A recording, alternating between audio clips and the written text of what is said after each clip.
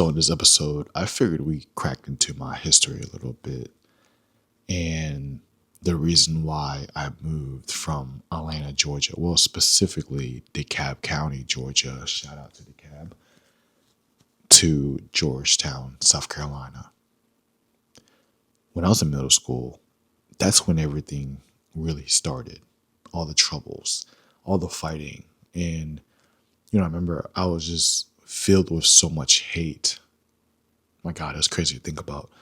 But I was walking around with a lot of hate, and that displayed into, it projected into violence. I started fights, and I just always blamed the fact that I was bullied and I didn't want to be stepped on. But realistically, I just had a lot of hate in my heart, and that was the only way I knew how to handle that. You know what I mean?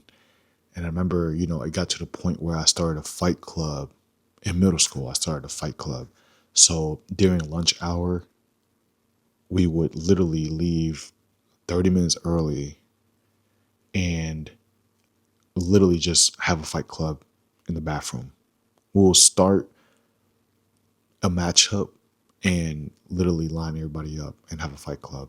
And I had the best time ever. And it was terrible because, again, I was setting people up and I was creating brawls. And then that led me into joining a gang because I wanted to really prove myself. I wanted to show people that I was a badass, that I'm down for it. You know what I mean? Like, I'm down to ride. And I remember I didn't get really far in that life. I just, they sent me out to fight people and, do little things like that, little jobs, but nothing ever serious. I never killed anybody. Chill out. I didn't do anything crazy. Somehow never ended up in jail for the things I did either. But I've seen some crazy shit with the boys. And yeah, so basically I was living this life of chaos in middle school. Like, my parents would never know what I'm up to. I didn't really have parents. Like, they were not active in my life. So, the person that really kept up with what I was doing was mainly my grandparents or my aunt. And I remember, at that point she moved away. So there was not much, like, nobody can monitor me really. It's just my grandpa. He doesn't really care too much. And I remember, I started to really skip school and I was, meeting up with, my boys, going to do different things and, smoking, doing stupid shit. And, getting into a gang, that took things to a next level. I was dealing with other people now. And I remember I had a wake up call because, I was talking to this girl and I was messaging her. Well, we were talking back and forth, having a good conversation. And I was drinking. My buddy, he had those tiny liquor bottles. And, that's what we were drinking. Basically, I was feeling good. And then I get another message. I was talking to this girl. And then I get another message from somebody else. And, it was basically saying, stop talking to my girl. And I was feeling myself. So I was like, I don't really care. I'm going to talk my shit. And I told him that's not really your girl if she's talking to me. And then that escalated something. And then he was like, all right, don't let me catch you anywhere. I'm like, dude, you're not going to catch me. There's no way. You think I'm scared of you? So I didn't know who this guy was. And I told my boy about it. And then he said, what's his name? And I told him. I said, they call him Teddy. And he was like, oh, shit. It's like, you picked the wrong person. He goes, he just got out of jail for attempted murder and kidnapping. And yeah, that scared the shit out of me. That woke me up. And I'm thinking to myself, oh shit, what did I get myself into? So, that weekend was a Chinese New Year's festival. And everybody's going to be out there. It's a really big event. I remember my boys were like, hey, just don't go out on Friday night. We'll go scope it out and you can come out Saturday night if everything looks good on Friday night. So basically, everything on Friday night went well. He came back. He was like, all right, you're good. Let's go on Saturday. So I went out with them on Saturday to the big venue, had a blast, met some new people. And, I should have just called it a night when things were already well, but I'm greedy when it comes to having fun.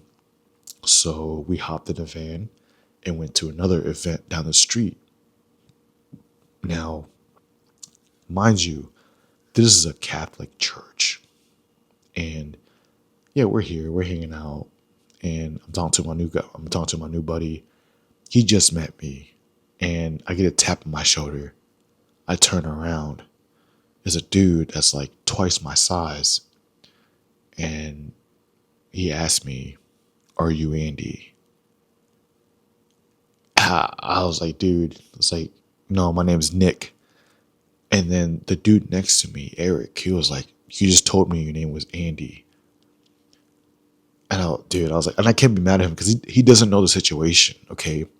Now, turns out this dude that I don't know why the fuck they call him Goofy. The dude that tapped me on the shoulder, they call him Goofy. He's 6 foot like 4 or something like that. And so basically he was, trying to figure out who I was and if I was the person that was talking shit to his boy. And I remember, he was all right, let's go handle this. And basically, long story short, they took me to the back. They jumped me, okay? They refused to fight one-on-one. They knew I was going to beat their ass. I mean, no doubt. And even then, that beatdown was nothing. Sorry. I got back up, and everybody even said the same thing. It didn't look like shit. So I got back up, and I went inside, and then my homeboys came up later to, make things fair. So my boys drove up like 30 minutes to come and settle this beef. And basically, and my other boy was there. He didn't even jump in. It really shows you, I should have known he wasn't a true friend, first of all. And he stole my PSP. I know he did. But go back to the story.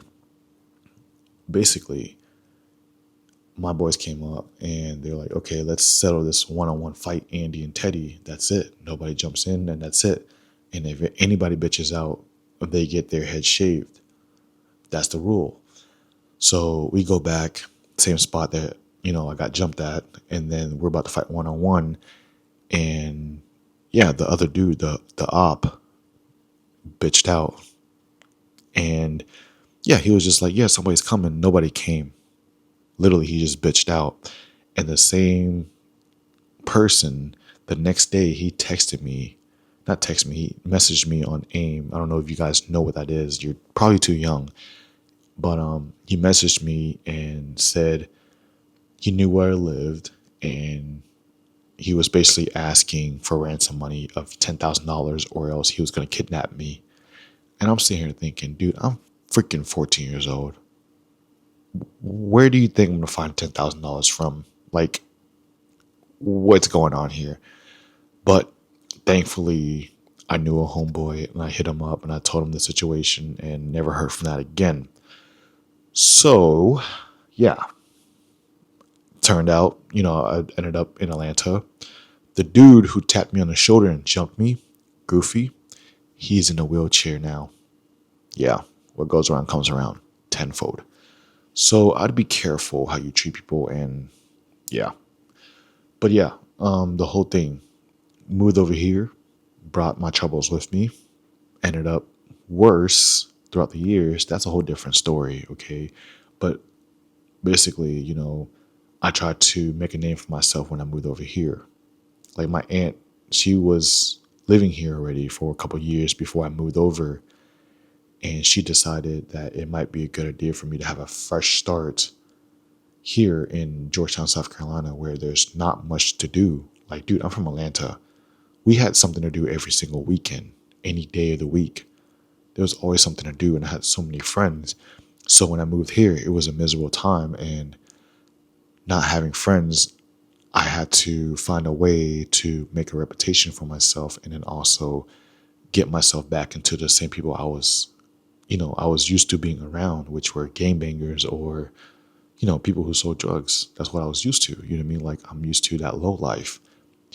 But that just ended up getting me not suspended, but just automatically recommended for expulsion twice in 1 year. My 9th grade year, my first year of high school, I got recommended for expulsion twice, both semesters. Because I went to alternative school for the first semester. They sent me back after I completed the first semester, and then I got in trouble again for weed, getting caught, and they sent me back again. Luckily, never went to jail. I had to take a day course to avoid drug charges, and other times I've just been lucky not to get caught. But yeah, that just spiraled into, me getting into more trouble. And then, I cleaned up a little bit, but that was the main reason I moved over here. And as you see now, my life has completely turned around. Took many years of fuck ups to get here, but it was an enjoyable ride. So yeah, I just want to share that with you guys. And I'll get more deep into these stories along with as we move along with this podcast. But I just wanted to give you guys a general outline of my history, my past.